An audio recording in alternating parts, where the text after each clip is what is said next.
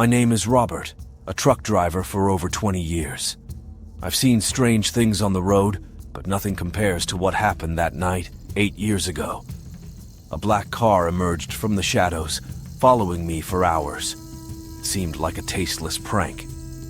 However, as the night progressed, I realized there was something much more sinister behind that car.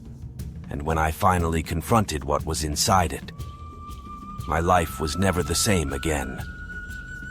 Curious to find out what happened next? Stay with me, and I'll reveal the most disturbing story I've ever experienced on the road.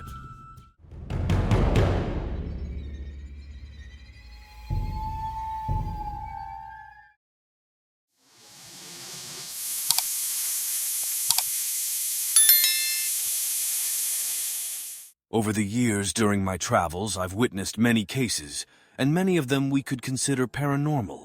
Let's delve into one of the most emblematic stories that I always tell among truckers, and to this day it sends chills down everyone's spine. It was a moonless night, and I was driving from Pine Bluff, Arkansas to Memphis, Tennessee, about to cross the border. I had rested well in Little Rock during the day, preparing myself for this final stretch. The road was deserted, just me and my thoughts. Late into the night, suddenly, a black car emerged from the shadows, coming out from among the bushes at the roadside and onto the highway right behind me. At first, I didn't pay much attention. I figured it was someone who had stopped to rest. But as the miles went by, I realized this car wasn't passing me. It stayed stubbornly on my tail, ignoring my signals to pass. Growing frustrated, I slowed down even more, but the car remained there, like an unwanted shadow. I thought maybe the driver wasn't familiar with the road, so I slowed down further and once again signaled for him to overtake me. But he didn't respond, just slowed down to keep following me. This situation started to aggravate me even more. I couldn't understand what that man wanted, but I decided to ignore him and kept driving. After 2 hours of silent pursuit, I decided to stop at a gas station for a quick meal. My pursuer slowed down and pulled over to the shoulder, turned off the lights, and stayed there. I grabbed a quick snack and then went to the bathroom. When I came out and headed towards my truck, I noticed the car was still there, clearly waiting for me to resume my journey so it could continue the chase. This left me very angry, so I decided to approach the car and have a conversation with its driver to clarify what was going on, whether it was just a joke or if there was some issue. I walked up to the vehicle. Its windows were tinted black, making it impossible to see inside. I knocked hard on the driver's window and asked them to step out so we could discuss their intentions. But it was as if there was no one in the car, no reaction, complete silence. I shouted that if they continued to follow me, I would stop at the nearest police station and report them. Suddenly, the car's headlights turned on, the engine started, and it drove off down the road, leaving me behind. I felt relieved despite my stress, sensing that I had finally gotten rid of that black vehicle. I got back into my truck, lit a cigarette, and sat there for about half an hour before continuing my journey. Everything was quiet, the road deserted as it approached dawn when, to my surprise, the black car reappeared out of nowhere and positioned itself behind me, reigniting that unsettling pursuit. I didn't know what to do anymore. This wasn't normal.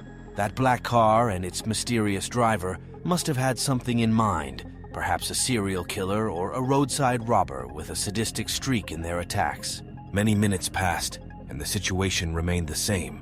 I decided to accelerate as fast as I could, watching in the rearview mirror as the black car fell behind until it disappeared into the foggy road ahead. A sense of freedom washed over me, and immediate relief gradually slowed my pace back to normal. I lit a cigarette and continued at a moderate speed, finally feeling like I had rid myself of that unwelcome driver.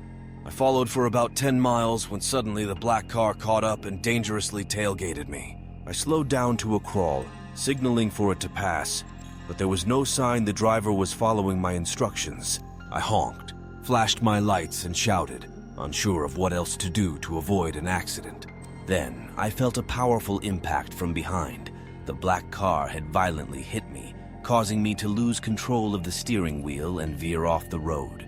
With luck, I managed to pass through some bushes and stop a few meters ahead of the guardrail. The engine died completely, but I was unharmed. I stayed inactive for a few seconds until I recovered from the shock, then tried to start the truck without success. Even the radio wouldn't work. With no cell signal, no communication, I was alone in the middle of nowhere. Still dazed, I saw the deep darkness dissipate as lights approached with the sound of an engine. My heart nearly jumped out of my chest when I realized it was the black car that had been following me all along, now parked behind me, illuminating the scene of the accident it had caused. Then it turned off the engine and switched off its headlights, lingering there for what felt like hours of terror, engulfing everything in darkness. I grabbed the knife I always carried and waited. My anxiety peaked as I could only imagine it was a criminal group trying to kidnap me. After about 5 minutes, with no one getting out of the car, I made the difficult decision to confront the driver once more. With my cell phone flashlight in hand, I walked slowly towards the vehicle, intending to speak to the driver, ask them to leave me alone, and go away. I put the knife in my pants pocket, ready to use. Couldn't see a thing. We were off-road, and all I could see were bushes and the sounds of night in the background. I approached the car, tapped on the window. "Please open the window." Nothing. I tried to look inside and saw nothing, so I gathered my courage and opened the vehicle door. But it was empty. The car was abandoned, full of trash, a real graveyard on wheels. I ran back to the truck, but when I got there, I saw a man standing in front of me, a few yards away. I greeted him, but he didn't respond, just gestured for me to follow him. I hesitated, but the need for help was stronger. We walked quickly through the darkness, a smell of decay growing stronger along the way. Suddenly he stopped. When I reached the spot, he had vanished. I shouted, but there was no answer. That's when I saw on the ground 2 lifeless bodies. I was in shock, but I managed to run to the truck, miraculously started the engine. I drove away from that cursed place, and at the first police station, I reported the discovery. Later, 2 detectives approached me, wanting to know how I had found the bodies. I told them everything, even at the risk of sounding crazy. One of the detectives showed me a picture of the car. It was the same one that had been following me all night. The bodies belonged to a couple who had disappeared weeks earlier. They were investigating the disappearance of a couple who were traveling on that road, but never reached their destination. The car belonged to them. They had been shot, victims of a criminal gang operating in that region. The souls of that young couple chose me to reveal their fates. It was the most terrifying and frightening experience of my life. Since then, every time I pass by that road, I feel a chill. The memory of that couple never left my mind. Perhaps they have found peace, but their shadows continue to accompany me, a silent testimony to the horrors that sometimes hide in dark and lonely roads.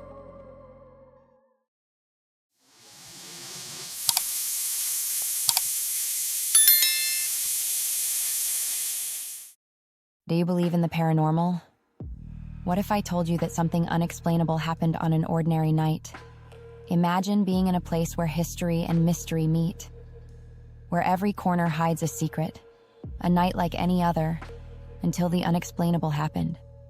Do you dare to uncover what's hidden in the shadows? Get ready for a real spine-chilling story. About 7 years ago, I was at my grandmother's house with my cousins for a sleepover. My grandmother's house was one of those old buildings with a huge yard. The kitchen and bathroom were almost at the back of the yard. It was past midnight when my cousin woke me up and asked me to accompany her to the bathroom. We put on our shoes and went out very carefully so as not to wake the others. It was very dark, and back then, cell phones were not as popular, so we had to walk almost in the dark, except for the light of the moon. She went into the bathroom, and while I waited outside, I began to hear very loud wails in the distance. I felt a big chill, but wanted to wait for my cousin. After a while, my grandfather came out of a room and told us not to go out at night, that it wasn't safe because many paranormal phenomena had happened there. I remembered a time when we were celebrating something at home, and when the music stopped, a few minutes later, a wail began to sound. It was extremely frightening and gave us chills. My mother tried to calm us down, saying it might be a cat about to give birth. But everything changed when we realized that the sound was getting louder and closer. We were terrified. We couldn't believe it, but the wail got so close that we heard it on the other side of the front door. We were paralyzed, but after a while, it just stopped. No one present that day ever forgot that experience. As time passed, this event became one of the most discussed topics at family gatherings. We all tried to rationalize what had happened that night, but no one could come to a satisfactory conclusion. Grandma's yard had always been a place of play and adventure for us kids, but after that night, it took on an aura of mystery and fear. After that incident, my grandmother started sharing more stories about the house. She said that years ago, she had seen a shadowy figure walking through the yard. It was a winter night, and the fog was thick, but she swore she saw someone there. My grandfather also had his own stories. He said that once, while he was alone in the house, he heard heavy footsteps in the hallway, even though he knew he was alone. These stories made us all more alert to any signs of paranormal activity. Every noise, every shadow, became a reason for apprehension. As time passed, we began to avoid spending the nights at Grandma's house, preferring to visit her during the day. However, she insisted there was nothing to fear, and that the stories were just our imagination. On a particularly cold night, about a year after the wailing incident, my cousin, the same one who woke me up to go to the bathroom that night, decided to confront her fears. She suggested we have another sleepover at Grandma's house to prove there was nothing wrong. Reluctant but wanting to support her, we all agreed. The night of the sleepover arrived, and to our surprise, everything seemed normal. We laughed, played, and told stories late into the night. As midnight approached, a tense silence fell over the room. We were all nervous, waiting for something to happen. And then, almost like clockwork, the neighborhood dog started barking furiously. The sound was deafening, and our hearts began to race. My cousin, trying to stay calm, suggested that we all stay together in the living room. We did so, and for a while, nothing happened. But then the wailing began again. This time it seemed louder and more desperate. We felt the same chill as that night. We were all silent, not knowing what to do. The wailing continued, getting closer and closer, until it finally stopped suddenly, leaving an eerie silence. The next morning, we talked about what had happened. We decided that maybe it was better not to try to understand or explain it. We accepted that there were things beyond our comprehension. From then on, we made peace with the mystery of Grandma's house. We continued to visit her, but always with a cautious respect for the yard and the dark nights.